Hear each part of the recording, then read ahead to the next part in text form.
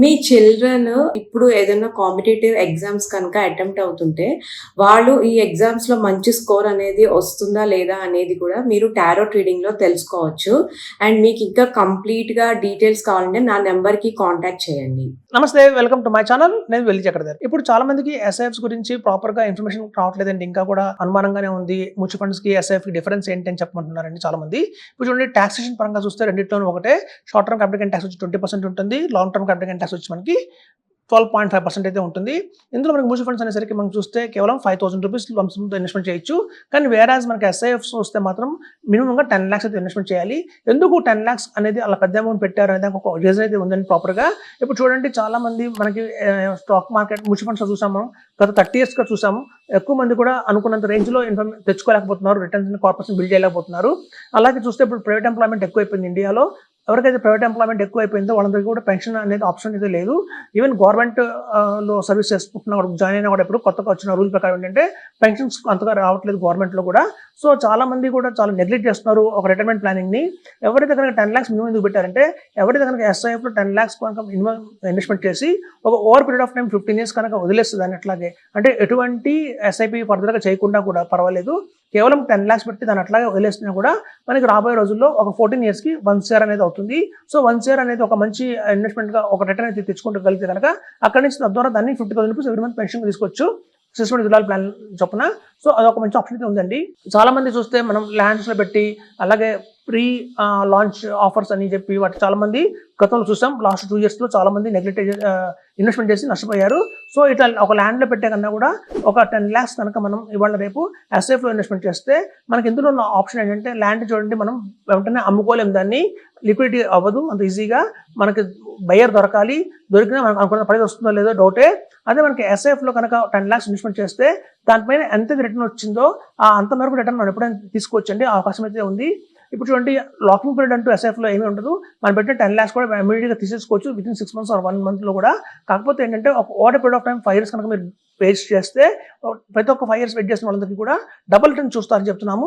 అంటే పెట్టిన 10 లాక్స్ కాస్త 20 లాక్స్ 25 లాక్స్ అయ్యే అవకాశం అయితే ఉంది. సో అందుకని మేము ఒక లాంగ్ టర్మ్ చెప్తుంటాము. సో మనకి చూస్తే ఇప్పుడు ల్యాండ్లో మనం కావాలంటే దాన్ని పార్షల్గా విత్డ్రా చేయలేము ల్యాండ్లో. కానీ వేరే మనకి ఎస్ఐఎఫ్లో పెట్టిన 10 లాక్స్ కనుక మీకు అమాంతం 13 లాక్స్ 14 లాక్స్ అయింది. ఏదైనా ఎమర్జెన్సీ వచ్చింది అన్నప్పుడు మనం 3-4 లాక్స్ ఎక్స్ట్రా అయితే ఉంది, 10 లాక్స్ అండ్ అబోవ్ ఎప్పుడూ విత్డ్రా చేసుకోవచ్చు, మీకు అవకాశం అయితే ఉంది. సో మనం ఇచ్చే యాప్స్ ద్వారా కూడా మనం, చాలా మందికి ఇప్పటికీ కన్ఫ్యూజన్ ఉంది, సార్ మేము ఒక గ్రో యాప్లో తీసుకోవాలా, లేకపోతే ఒక జీరోదా యాప్లో తీసుకోవాలా, లేకపోతే ఒక కాయిన్ అండ్ జీరోదా యాప్ ఉండవచ్చు, మనకి ఏంజల్ వన్ కానివ్వండి అనుకుంటున్నారు. సో మీరు వాటికి ఒక డిస్ట్రిబ్యూటర్ ఇచ్చే యాప్స్కి డిఫరెన్స్ అయితే ఉండదండి, రెండు ఒకటే.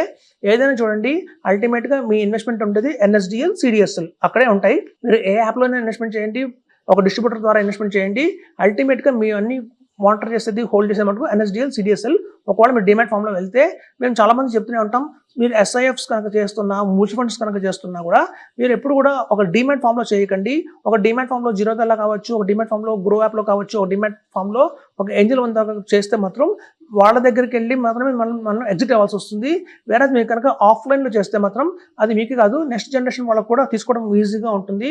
ఇప్పుడు చూడండి, ఆఫ్లైన్ అనగానే మనం అప్లికేషన్ ఫామ్ ఇవ్వాలా, చెక్ ఇవ్వాలా అనుకుంటారు. అలా కాదండి. ఆఫ్లైన్ కూడా అంటే మీ వచ్చి NSDL, CDSL బదులు మీ ఇన్వెస్ట్మెంట్ అంతా కూడా కేఫిన్టెక్ కానివ్వండి, క్యాంప్స్ కానివ్వండి, అవి మానిటర్ చేస్తుంటాయి. మీ ఇన్వెస్ట్మెంట్ వాళ్ళ దగ్గర ఉంటుంది. ఎప్పుడైతే క్యాంప్స్ అండ్ కేఫిన్టెక్ దగ్గర కనుక మన ఇన్వెస్ట్మెంట్ ఉంది అంటే, మనం కనుక దాన్ని ఈజీగానే ఎగ్జిట్ అయ్యే అవకాశం ఉంటుంది. మేము ఇచ్చే యాప్స్ ద్వారా కూడా, యాప్స్లో నుంచి మీరు ఎగ్జిట్ అవ్వచ్చు, లేదా డైరెక్ట్గా ఫండ్ హౌస్ యాప్లోకి వెళ్ళి, ఫండ్ హౌస్ వెబ్సైట్లోకి వెళ్ళి ఎగ్జిట్ అవ్వచ్చు, లేదా క్యాంప్స్ అండ్ కేఫిన్టెక్ దగ్గరికి వెళ్ళి ఎగ్జిట్ అవ్వచ్చు. ఇట్లా మీకు 3 ఎగ్జిట్ ఆప్షన్స్ ఉంటాయి. మాత్రం అది అల్టిమేట్గా బెస్ట్ అని చెప్తున్నానండి. ఎందుకంటే మేము చాలా చూసాం గతంలో, చాలా మంది investors at the age of 65, 70 వాళ్ళు కూడా ఇన్వెస్ట్మెంట్ చేస్తున్నారు. ఈవెన్ రీసెంట్గా ఒక 40 ఇయర్స్ అతను ఇన్వెస్ట్మెంట్ చేశారు. ఆయన ఎక్స్పైర్ అవ్వడం జరిగింది. ఆయన ఎక్స్పైర్ అయినప్పుడు నామినీకి తెలియట్లేదు ఎట్లా ఎగ్జిట్ అవ్వాలి, ఎంత అమౌంట్ ఉంది, దాన్ని ఎలా తీసుకోవాలి అనేది తెలియట్లేదు. మా దగ్గరకు వచ్చిన మేము కూడా హెల్ప్లెస్ అయిపోయాం. మీరు కనుక క్యాంప్స్ అండ్ కేఫిన్టెక్ ద్వారా కనుక ఇట్లాంటి వాటిలో కనుక ఇన్వెస్ట్మెంట్ చేస్తే, ఏదైతే నాన్ డిమాట్ ఫామ్లో కనుక ఇన్వెస్ట్మెంట్ చేస్తే అది ఎవరికైనా సులభంగా ఉంటుందండి తీసుకోవడానికి. రేపొద్దున మనకు అన్ఫార్చునేట్ డెత్ జరిగినా కూడా ఒక నామినీ అనేవాళ్ళు ఈజీగా వాటిని ఎన్కాష్ చేసుకునే అవకాశం ఉంటుంది. చూడండి, మనం చేసే ప్రతి ఒక్క ఇన్వెస్ట్మెంట్ రేపొద్దున అది మన నామినీకి లేదా మన పిల్లలకో దాని బెనిఫిట్ రావాలి. అలా కాకుండా లాక్ అయిపోతే మాత్రం ఎంత ఇన్వెస్ట్మెంట్ చేసినా కూడా వేస్ట్ అయిపోతుంది. సో అందుకని చెప్తున్నానండి, ఎస్ఐఎఫ్స్ కానీ మ్యూచువల్ ఫండ్స్ కానీ గుర్తుపెట్టుకోండి, ఎప్పుడు డిమాట్ ఫామ్లో చేయకండి. డిమాట్ ఫామ్లో మీరు చేశారంటే మీరు రేపు పొద్దున అమ్మాలంటే అక్కడ ఆ ప్లాట్ఫామ్ ద్వారానే మీరు అమ్మాల్సి వస్తుంది. అది కాకుండా బయట ఎక్కడి నుంచి అమ్మడం అనేది చాలా కష్టంగా ఉంటుంది. ఇప్పుడు చూడండి, మనం ఒక బస్సులో వెళ్తే ఎమర్జెన్సీ డోర్ ఎలా ఉంటుందో అట్లాగే మనకి ఎగ్జిట్ అవ్వడానికి ఈవెన్ థియేటర్లోకి వెళ్ళండి, ఎగ్జిట్ డోర్స్ చాలా 3-4 ఎగ్జిట్ డోర్స్ పెడతారు. ఏదైనా ఫైర్ ఎమర్జెన్సీ వచ్చినప్పుడు త్వరగా బయటకు వెళ్ళిపోవడానికి. అట్లాగే ఇది కూడా అంటే ఎప్పుడు వన్ వే ఉండకూడదు. మీరు ఏంజల్ తీసుకున్నా, గ్రో యాప్ తీసుకున్నా, లేకపోతే మనకి జీరో తీసుకున్నా కూడా అది వన్ వే ఉంటుందండి. మీరు ఎక్కడైతే అమ్మారో మళ్ళీ అక్కడే కొనాలి, ఎక్కడైతే కొన్నారో అక్కడే అమ్మాలి. కానీ వేరే కనుక మీరు అదర్ దాన్ దట్ కనుక ఆఫ్లైన్లో మోడ్లో కనుక క్యాంప్స్ అండ్ కార్వే ద్వారా కొంటే మాత్రం మీకు ఎగ్జిట్ ఆప్షన్స్ చాలా ఉంటాయి. ఒక చోట కాకపోతే వేరే చోట ఎగ్జిట్ అవ్వచ్చు. సో అట్లాంటి అవకాశాలు తీసుకుంటే మీకు చాలా బెటర్గా ఉంటుందని చెప్తున్నాను. సో అదండి, ఎస్ఐఎఫ్స్ చేయండి. ఎస్ఐఎఫ్స్ గురించి ఇప్పుడు ఆల్రెడీ ఇండియాలో 25,000 crores వాల్యూమ్ ఆఫ్ ఇన్వెస్ట్మెంట్ అయితే జరిగిపోయింది. చాలా మంది ఇప్పటికీ ఆలోచిస్తున్నారు, ఇంకొక 2 years అవుదాం, 3 years అవుదాం, చూద్దాం, పర్ఫార్మెన్స్ వచ్చిన తర్వాత బాగుంటుందేమో అనుకుంటున్నారు. అలా అవసరం లేదండి. ఎవరైతే మ్యూచువల్ ఫండ్స్ రన్ చేస్తున్నారో గత 10 years 15 years నుంచి రన్ చేస్తున్నారు మ్యూచువల్ ఫండ్స్, వాళ్ళే హ్యాండిల్ చేస్తున్నారు ఎస్ఐఎఫ్.